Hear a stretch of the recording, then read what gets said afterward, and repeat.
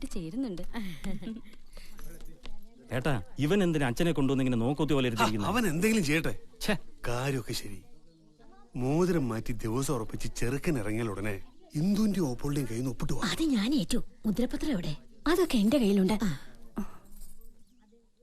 അവരെത്തി. നമസ്കാരം. വണ്ടി വഴിക്ക് വെച്ച് 2 തവണ ബ്രേക്ക് ഡൗൺ ആയി. അതാ ലേറ്റ് ആയ. നമസ്കാരം. ഇത് ഏട്ടത്തിമാര്. നമസ്കാരം. ഇത് പെണ്ണിന്റെ ഏട്ടന്മാരാ. മാധവര്, മാഹില ഇൻകം ടാക്സില്. ഇദ്ദേഹം ഫിനാൻസ് സെക്രട്ടറിയാ. ഇത് പ്രതാപൻ. തടിക്കച്ചവടം എസ്റ്റേറ്റും ഒക്കെയാ ബിസിനസ്. സന്തോഷം. അങ്ങോട്ടിരിക്കാം. അങ്ങോട്ടിരിക്കാം. വന്നാട്ടെ. അങ്ങോട്ടിരിക്കാം. അല്ല, ഈ ചെക്കൻ അങ്ങനൊന്നുമില്ല.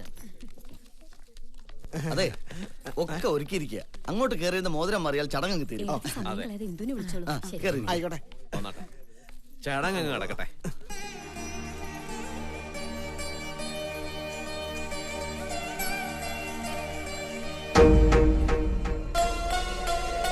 ആ മോതിരം തട്ടിൽ നിർത്ത് വിരലി കിട്ടുള്ളൂ. എന്തുവിനെ കെട്ടാൻ പോകുന്ന ഇയാളാണോ? എന്താ സംശയം? ഞാൻ തന്നെയാ പയ്യൻ. പയ്യനാ? എത്ര കൊല്ലം മുമ്പ് ഉപ്പ് സത്യാഗ്രഹത്തിന്റെ ഫോട്ടോയിൽ ഗാന്ധിജിയോടെ ഇയാളെ കണ്ടല്ലോ.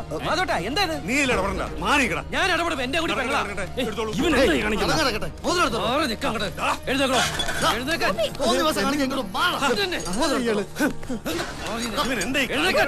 അച്ഛനോട് ചോദിച്ചോക്കെ. ചിലപ്പോ ഇയാൾ അച്ഛനോട് പഠിച്ചിട്ടുണ്ടാവും.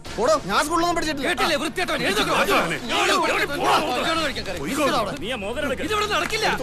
തന്തയുടെ പ്രായമുള്ള ഒരുത്തന് വെച്ചു വളർത്താനും വിഴുപ്പലക്കാരും എന്റെ പെങ്ങളെ ഞാൻ അയക്കില്ല. ഇരിക്കണ്ടില്ലേ? ഈ കല്യാണം കൂടാന് തൊലിക്കാനല്ല നിന്നെ വിളിച്ച. എങ്കിലും ഈ കിളവന്റെ കൂടെ നമ്മുടെ ഇന്ദുവിനെ. നമ്മുടെയോ?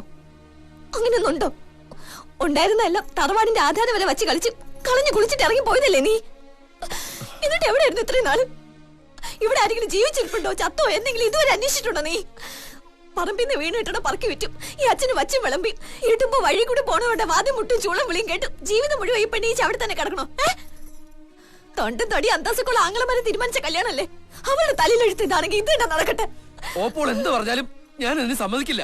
ഈ കുടുംബം തൊലച്ചത് ഞാനാണെങ്കിൽ അത് രക്ഷിക്കാനും ഞാനുണ്ടാവും. ഇത്രയും നാള് കാത്തില്ലേ? കുറച്ചുകൂടി കാത്തൂടെ? ഇറച്ചിക്കോഴിയെ വെട്ടാൻ കൊടുക്കണമല്ലേ?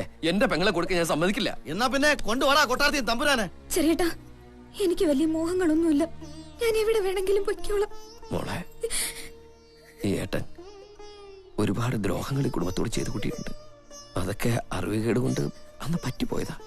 തിരുത്താൻ ഒരിത്തിരി സമയം കൂടി ഏട്ടനെത്താ. കൊട്ടാരത്തിൽ നിന്നൊന്നും അല്ലെങ്കിലും നിനക്ക് ചേരുന്ന, നിന്നെ പൊന്നുപോലെ നോക്കുന്ന ഒരാളെ ഏട്ടൻ കൊണ്ടുവരും. വിശ്വസിക്കണേ ചെറിയേട്ടനെ.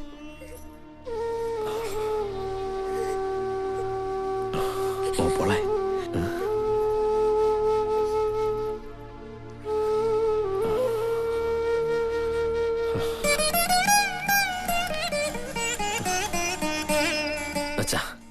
അച്ഛന്റെ സമ്മതം മാത്രം മതി എനിക്ക്.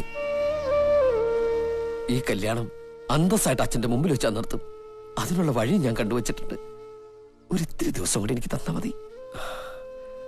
അച്ഛന്റെ മനസ്സ് പറഞ്ഞാ മതി, എനിക്ക് മനസ്സിലാവും.